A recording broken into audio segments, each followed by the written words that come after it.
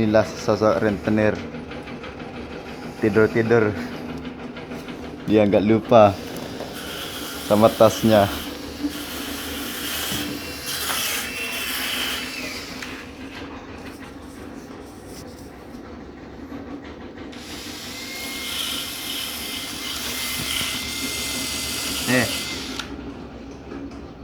Lagi bikin batu akik.